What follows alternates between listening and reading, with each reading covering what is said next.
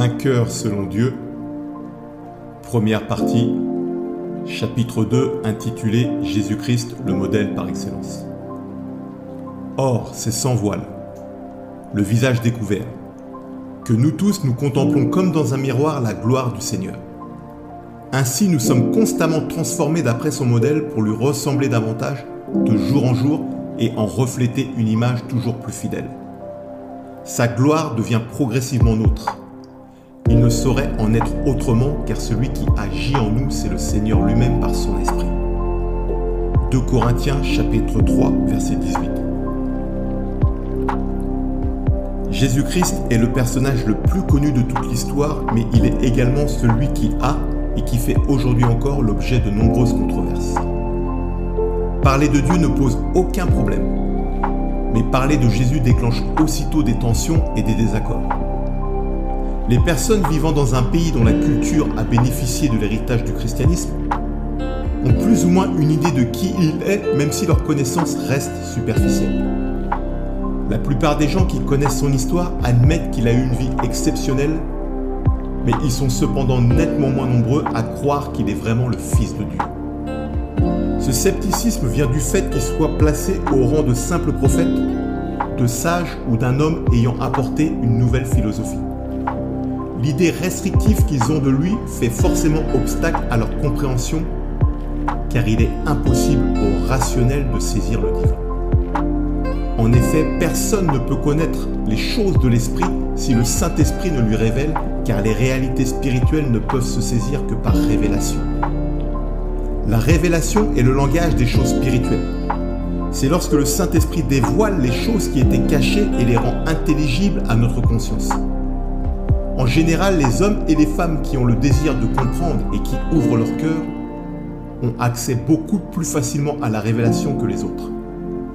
C'est ainsi que des personnes qui n'avaient jamais cru auparavant et qui reçoivent la révélation des mystères de Dieu se demandent après coup comment ils ont fait pour ne pas croire, tellement ces choses sont désormais inscrites en elles comme une évidence. La vie de Jésus, une vie accomplie. Un soir, un chef des Juifs du nom de Nicodème vint visiter Jésus et lui dit « Rabbi, nous savons que tu es un docteur venu de Dieu, car personne ne peut faire ces miracles que tu fais si Dieu n'est avec lui. » Jean chapitre 3, verset 2. Malgré cette évidence, les pharisiens, religieux très stricts quant aux prescriptions laissées par le patriarche Moïse, mirent tout en œuvre pour le tuer. Ils finirent par y arriver grâce à la trahison de Judas, l'un des 12 disciples de Jésus, ou tout du moins c'est ce qu'ils crurent. En effet, Jésus expliqua bien avant sa mort la manière dont il allait mourir en prenant bien soin de préciser à ses disciples que c'est lui qui faisait le choix d'offrir sa vie pour sauver l'humanité. Il leur fit cette simple confidence. Le Père m'aime parce que je donne ma vie afin de la reprendre. Personne ne me l'ôte, mais je la donne de moi-même. J'ai le pouvoir de la donner et j'ai le pouvoir de la reprendre. Tel est l'ordre que j'ai reçu de mon Père. Jean chapitre 10, versets 17 à 18. Jésus poussa son amour à l'extrême en mourant sur la croix pour racheter les péchés de l'humanité. Aucun être humain n'a jamais vécu ni marqué l'histoire comme lui a pu le faire.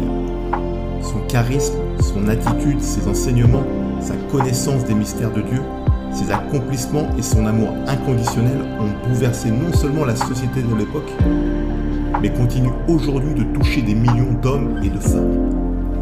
La plupart des gens ont tendance à le cantonner exclusivement à la sphère religieuse à cause de l'image qui en ressort dans la société, mais son rôle ne peut être limité à cela. Ce qu'il a apporté concerne tous les compartiments de la vie terrestre et bien même au-delà. Jésus-Christ a révolutionné les mentalités en amenant une sagesse qui dépassait celle des hommes.